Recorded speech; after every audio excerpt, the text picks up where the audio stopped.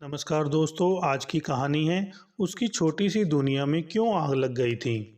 भर स्कूल की झह से थककर माधवी उसी भवन की ऊपरी मंजिल पर बने अपने कमरे में पहुंची। काम वाली को चाय बनाने को कहकर सोफे पर पसर गई। चाय पीकर वह थकान मिटाना चाहती थी, क्योंकि इस समय उसका मन किसी से बात करने का बिल्कुल नहीं था। इसलिए ऊपर आते समय मेन गेट में वह ताला लगा आई थी। अभी मुश्किल से 2-3 मिनट ही हुए होंगे कि टेलीफोन की घंटी बज उठी। घंटी को सुन कर उसे यह तो लग गया कि ट्रंक कॉल है। फिर भी रिसीवर उठाने का मन न हुआ। उसने सोचा कि काम वाली से कहकर फ़ोन पर मना करवा दे कि घर पर कोई नहीं है। तभी घंटी बंद हो गई। एक बार रुककर फिर बजी। वह खींचकर उठी और टेलीफोन को चोंगा उठाकर कान से लगाया। फ़ोन जबलपुर से उसकी नंद का था। माधवी ने जैसे ही हेलो कहा, उसकी नंद बोली, भाभी तुम जल्दी आ जाओ, माँ बहुत याद कर रही है। माँ जी को क्या हुआ? माधवी ने हड़बड़ाकर पूछा। लगता है अंतिम समय है, नंद जल्दी में बोली। तुम्हें देखना चाहती है। अच्छा, कहकर माधवी ने फोन रख दिया। घड़ी में देखा 4 बज रहे थे।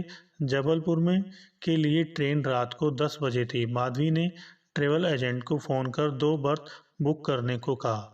वह पहले माधवी के साथ ही रहा करती थी। माधवी के पति राघव 3 भाइयों में दूसरे नंबर के थे। बड़े बेटे की नौकरी तबादले वाली थी। तीसरा बेटा बंटी अभी बहुत छोटा था। राघव की भोपाल में BHEL में स्थायी नौकरी थी। अपने छोटे बेटे को लेकर राघव के साथ भोपाल में ही सेटल हो गई थी, लेकिन यह साथ ज़्यादा दिन न चला। 3 साल बाद ही एक सड़क दुर्घटना में राघव का जीवन छीन लिया। माधवी को BHEL से कुछ पैसा जरूर मिला, पर अनुकंपा नियुक्ति नहीं मिली। सास ने परिस्थिति को भापा और बंटी को लेकर हिक्कर बड़े बेटे के पास चली गई।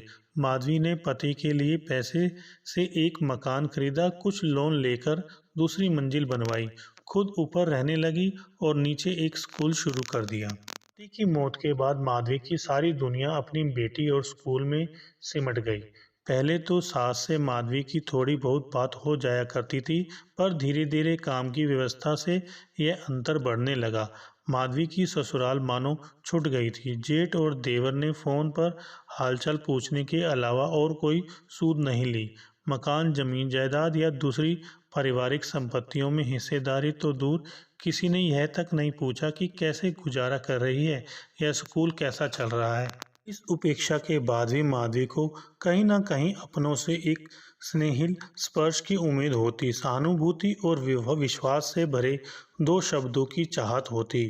अपने काम और उपलब्धियों पर शाबाशी की उपेक्षा तो हर व्यक्ति करता है, किंतु माधवी की जिंदगी में यह सब कुछ नहीं था। उसे खुद रोना था और खुद चुप होना था। माधवी ने अपनी छोटी सी दुनिया बहुत मेहनत से बनाई थी। एक दिन भी इससे बाहर रहना उसके लिए मुश्किल था। उसने कई बार बाहर जाकर भी घूमने का मन बनाया, पर ना जा सकी। आज जाना जरूरी था, क्योंकि सास की हालत चिंताजनक थी और उन्होंने उसे मिलने के लिए बुलाया भी था। ट्रेन ने सुबह 6 बजे जबलपुर उतारा। वह बेटी को लेकर प्लेटफार्म पर बने लेडीज वेटिंग रूम में गई। वहीं तैयार हुई, बेटी को भी तैयार किया और जेठ जी के घर फ़ोन मिलाया। फ़ोन जेठानी ने उठाया। बातचीत में ही जेठानी ने अस्पताल का नाम पता बताते हुए कहा, हम सब भी घर से रवाना हो रहे हैं। माधवी को जेठानी के मन की बात समझते देर न लगी, इसलिए वह स्टेशन के बाहर से ऑटो पकड़कर सीधे अस्पताल पहुंची। उस समय डॉक्टर राउंड पर थे, अतः कुछ देर उसे बाहर ही रुकना पड़ा। डॉक्टर के जाने के बाद माधवी भीतर पहुंची। सास को ड्रिप लगी थी। ऑक्सीजन की नली से श्वास चल रही थी। गले के कैंसर ने भोजन पानी की नली को रोक कर रख दिया था। उनकी ज़बान भी उलट गई थी। वह केवल देख सकती थी और इशारे से ही बातें कर रही थी। पिछले 4 दिन से यही हालत थी। लगता था अब गई तब गई। माधवी ने पास जाकर उनका हाथ छुआ। पसीने और चिपचिपाहट से उसे अजीब सा लगा। उसकी नज़र बालों पर गई तो लगा महीनों से कंघी ही नहीं हुई है। सोती भी कैसे? वह पिछले 6 माह से बिस्तर पर जो थी। माधवी ने आवाज़ दी। उन्होंने आंखें खोली तो देखकर लगा कि पहचानने की कोशिश कर रही हैं। मैं हूँ माँ जी, माधवी। आपकी पोती को लेकर आई हूँ। सुनकर उन्हें संतोष हुआ। फिर हाथ उठाया और इशारे से कुछ कहा तो माधवी को लगा कि शायद पानी मांग रही हैं। माधवी ने पूछा, पानी चाहिए? उन्होंने हाँ में सिर हिलाया।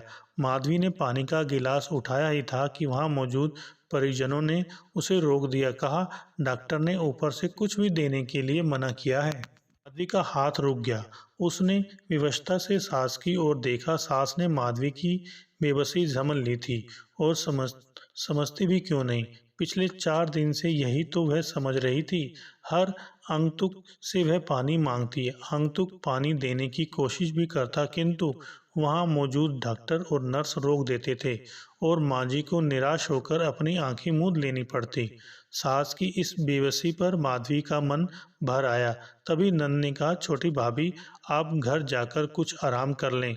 रात भर का सफ़र करके आई हैं, थकी होंगी। पहले माधवी ने भी यही सोचा था, किंतु सास की हालत देखकर उसका मन जाने का ना हुआ। वह बोली, नहीं, ठीक हूँ। माधवी वहीं रुक गई। वह स्टूल खींचकर माँ जी के पैरों के पास बैठ गई। मन हुआ कि उनके पैर दबाए। माधवी ने जैसे ही कंबल उठाया, दुर्गंध उसकी नाक को छू गई। उसने थोड़ा और कंबल सरकाकर देखा तो बिस्तर में काफ़ी गंदगी थी। माँ जी के प्रति यह उसका दूसरा अनुभव था। इससे पहले माधवी का हाथ में चिपचिपाहट देख चुकी थी। माधवी को अब समझने में कोई कठिनाई नहीं हुई कि सास का बचना मुश्किल है। तमाम रिश्तेदार भी इस हकीकत को जान गए थे, इसीलिए सारे लोग खबर लगते ही पहुंच चुके थे। गले के कैंसर में ऑपरेशन जोखिम से भरा होता है। इसमें भी यदि श्वासनली को जकड़ लेने वाला ट्यूमर हो तो जोखिम 100% तक हो जाता है। माधवी का मन माँ जी के प्रति करुणा से भर गया। उसी ग्लानि इस बात की थी कि यदि माँ जी को मरना है तो क्यों उनकी इच्छाओं को मारकर और उन्हें गंदगी में पटककर मौत की प्रतीक्षा की जा रही है। हम उन्हें एक स्वस्थ और अच्छा माहौल नहीं दे सकते। वह जानती थी कि एक उम्र के बाद बड़े बूढ़ों की बीमारी में केवल बेटे बेटी या बहुएं ही कुछ कर सकती हैं। उनके अलावा कोई और कुछ नहीं कर सकता। नौकरों के काम तो केवल औपचारिक होते हैं। यहाँ स्वजनों के पास समय नहीं होता। यदि था भी तो इच्छा शक्ति का अभाव, अहंकार आड़े आता था। लोग आते हैं, हालचाल पूछते हैं, डॉक्टरों और नर्सों से बात करते हैं, बैठकर अपनी दिनचर्या की व्यवस्था गिनाते और चले जाते हैं। माधवी का मन हुआ कि फौरन डिटोल के पानी से माँ जी को नहला दे, पर कमरे में जेठ, नंदोई और दूसरे पुरुषों की मौजूदगी देखकर वह चुप रह गई। दोपहर को देखभाल करने वाले तमाम पुरुष चले गए। जेठानी भी मेहमानों के खाने का इंतजाम करने के लिए घर जा चुकी थी। कमरे में माधवी, नंद और देवर बंटी के अलावा कोई न बचा।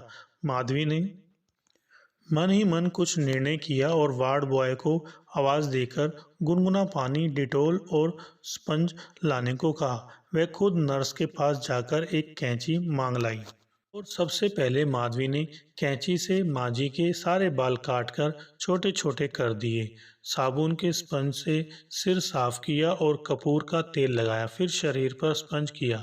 सूखे साफ तौलिए से बदन पोंछा और हल्के हाथ से हाथ पाँव में तेल की मालिश कर दी। साफ और धुले कपड़े पहना दिए। बिस्तर की चादर और रबड़ बदली। पाउडर छिड़का, कमरे का फर्श धुलवाया। अब माँ जी में ताजगी झलक उठी थी। माधवी शाम तक वहीं रही।